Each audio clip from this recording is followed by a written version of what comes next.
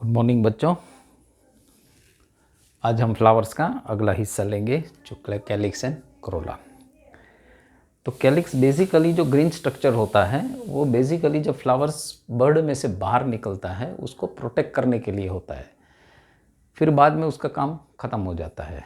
तो इसमें 3 टाइप के होते हैं। काम ख़त्म हो जाने के बाद वो गिर भी जाते हैं, कभी रह भी जाते हैं। तो इसमें 3 टाइप के आते हैं जो अपना काम मतलब फ्लावर्स जो बार में निकल जाते हैं, फिर तुरंत ही अगर कैलिक्स गिर जाती है तो उसको हम कैडोकस बोलते हैं।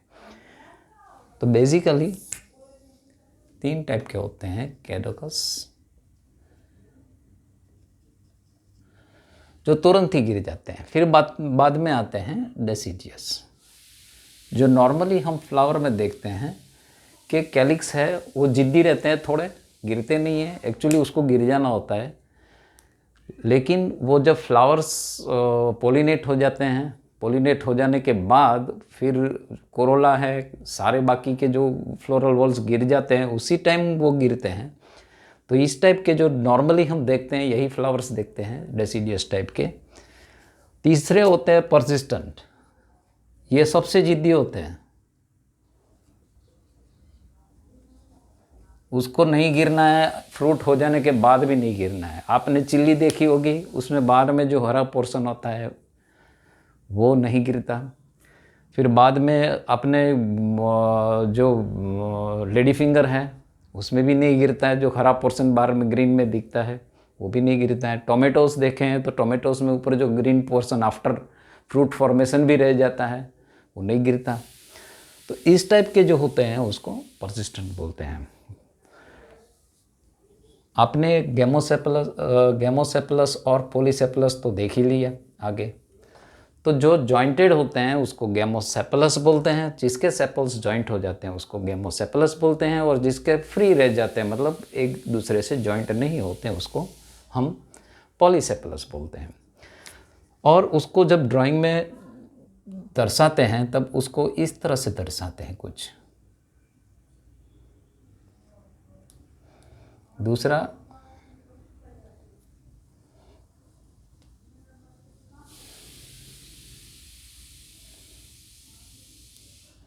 इस तरह से उसका जब फ्लोरल वॉल बनता है तब उसको हम जब ड्राइंग में बताते हैं तब इस तरह से बताते हैं।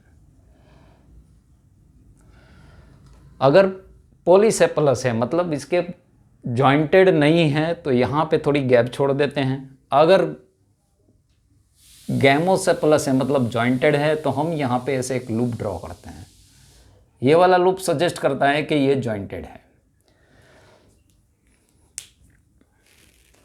तो ये हुई हमारी कैलिक्स की गैमोसेपलस एंड पॉलीसेपलस की बात। अभी थोड़े उसके मॉडिफिकेशन देख लें कि सनफ्लावर में जब उसका बीज बन जाता है, फ्रूट बन जाता है, तब उसके ऐसे बार में पोर्शन रह जाता है। वो कैलिक्स मॉडिफाइड इनटू पेपस है, इस टाइप के पेपस रह जाते हैं। तो ये वाले पेपस है ये एक्चुअली हेल्प करता है उसको डिस्पर्सल में। तो ये मॉडिफाइड है, ये भी एक कैलिक्स है जो मॉडिफाइड इनटू पेपस। दूसरा, आपने सबने सिंघाड़ा तो जरूर खाया होगा, जिसको हम ट्राफा बोलते हैं इंग्लिश में। सिंघाड़ा में जो नोकीला आता है पोर्शन, इस तरह से नोकीला पोर्शन आता है, ये मॉडिफाइड इनटू स्पाइंस। तो ये वाला जो पोर्शन है जो नोकीला पोर्शन आता है, ये सारे जो स्पाइंस है दे आर मॉडिफाइड सेपल्स। ये कैलिक्स का पार्ट है और मॉडिफाइड सेपल्स होते हैं। फिर बाद में ये इसके साथ भी मैच कर जाते हैं बहुत सारे कोरोला के साथ भी। तो इसकी हम discussion during the time of Corolla करेंगे। या तो समझ लीजिए कि they normally follow the pattern of Corolla during the formation of flower. तो अभी ये हो गई हमारी कैलिक्स की बात। अभी कोरोला में बात करते हैं कि कोरोला वो कलर्ड पार्ट होता है जो इंसेक्ट अट्रैक्ट करने के लिए नॉर्मली होता है। उसका काम पॉलिनेशन में हेल्प करना है, मतलब मेल और फीमेल गैमेट को मैच करना है, और जब तक वो मैच नहीं होता वो तब तक वो रहते हैं, तो उसको बोलते हैं हम कोरोला। जैसे कैलिक्स में भी गेमोसेपलस पॉलीसेपलस रहते हैं, इसमें भी गेमोपेटलस पॉलीपेटलस रहते हैं। 2 पार्ट रहते हैं, मतलब जॉइंटेड रहते हैं या फ्यूज्ड रहते हैं या तो फ्री रहते हैं। तो ये 2 पार्ट में डिवाइडेड है, फ्री है या तो जॉइंटेड है या फ्यूज्ड है। तो कोरोला का बेसिकली ये वाले जो 4 दिखाए हैं मैंने, वो वाले फ्री पोर्शन है, मतलब पॉली है, पॉलीपेटलस है। और ये वाले जो 4 पोर्शन मैंने दिखाए वो गैमोपेटलस है, मतलब ये वाले फ्यूज्ड है। और इसको जब ड्राइंग में बताते हैं, जब ये वाला पॉइंटेड जो हमने कैलिक्स में बताया था, इसको पॉइंटेड नहीं बताते, ऐसे राउंड बताते हैं।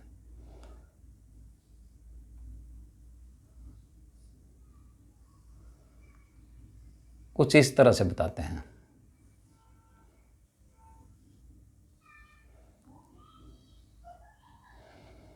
अगर ये ओवरलैपिंग है या मतलब ये अगर फ्यूज्ड है तो यहाँ पे ऐसे लूप ड्रॉ करते हैं। अगर ये फ्यूज्ड नहीं है तो यहाँ पे लूप नहीं रहता है, तो इसका मतलब ये पॉली है। तो ये इसका ड्राइंग करने का तरीका है।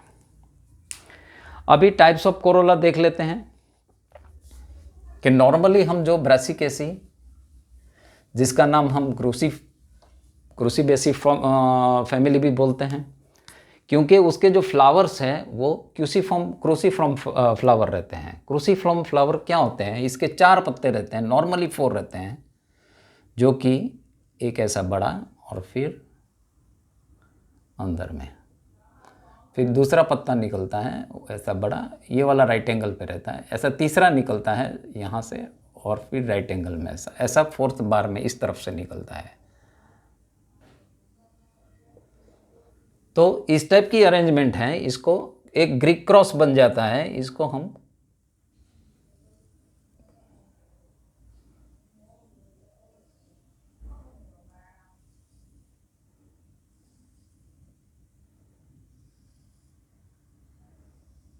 तो एक ग्रीक क्रॉस बन जाता है, इसको ग्रीक क्रॉस बोलते हैं। तो ये वाली जो फॉर्म बनती है इसको क्रूसीफॉर्म बोलते हैं। और ये अपनी ब्रासिकेसी फैमिली यानी कि मस्टर्ड फैमिली में पाया जाता है।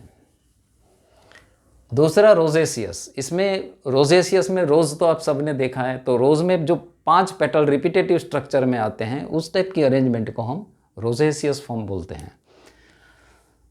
दूसरा थोड़ा सा डिफरेंट है, इसमें 5 रहते हैं।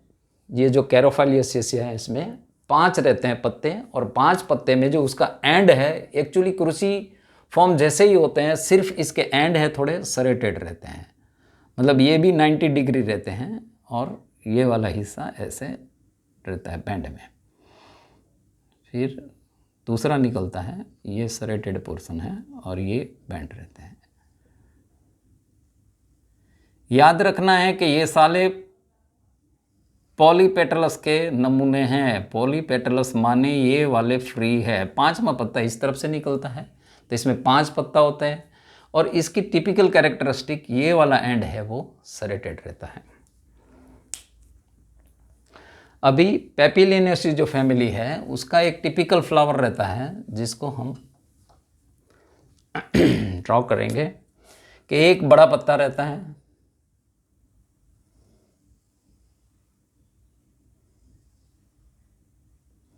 फिर 2 छोटे पत्ते रहते हैं,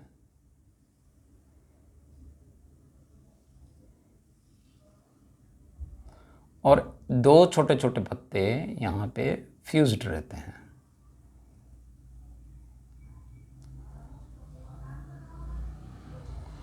तो ये टाइप की अरेंजमेंट, ये वाला एक बड़ा पत्ता रहता है, फिर 2 छोटे पत्ते रहते हैं, फिर 2 छोटे फ्यूज्ड रहते हैं।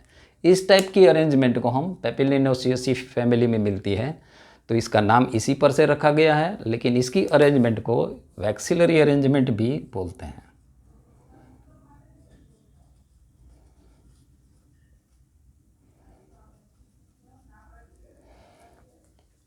इसके पत्ते के अलग अलग नाम भी दिए हुए हैं।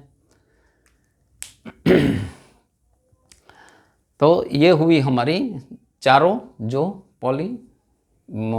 पॉलीपेटलस हैं उसकी बात। अभी हम गैमोपेटलस में चले जाते हैं, मतलब जिसका फ्यूज़न हो गया है, मतलब इसके कोरोला या पेटल्स है वो, इसके पत्ते फ्यूज़ हो चुके हैं।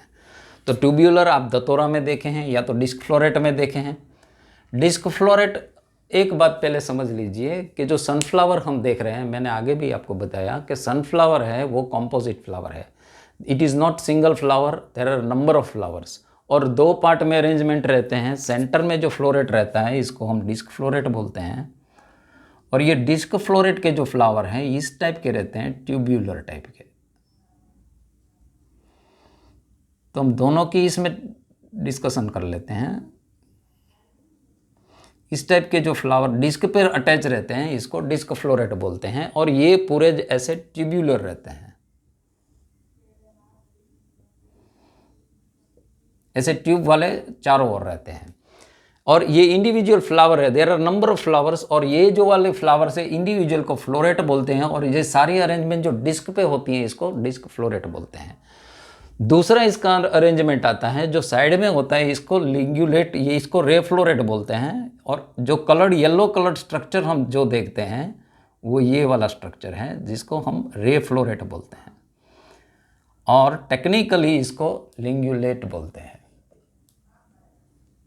ये जो येलो ब्राइट कलर स्ट्रक्चर हम सनफ्लावर में देखते हैं, और ये वाला हिस्सा है, एक्चुअली ये 4 या 5 पेटल्स है, ये फ्यूज है, और ये टंग लाइक स्ट्रक्चर बन गया है, ऐसा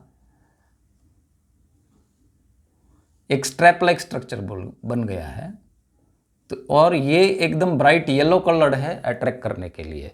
तो ये हो गई ट्यूब्यूलेट और लिंग्यूलेट कोरोला की बात। ये दोनों आपको सनफ्लावर यानी कि एस्टेरेसी फैमिली में मिलेंगे। दूसरा, इन्फंड्यूमिलम यानी एक फनल लाइक स्ट्रक्चर बन जाता है। अब दतुरा का फूल वाइट कलर का लंबा सा जो फ्लावर्स आता है वो सबने देखा होगा, ऐसा पूरा होता है।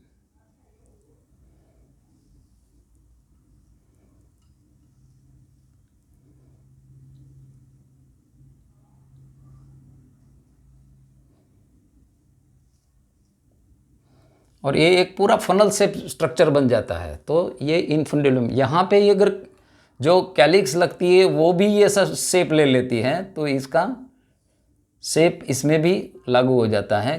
ये भी यहाँ भी फनल शेप बन जाता है इसका, कैलिक्स में भी। तो धतूरा का एग्जाम्पल फनल शेप्ड कैलिक्स में भी है, फनल शेप्ड कोरोला में भी है।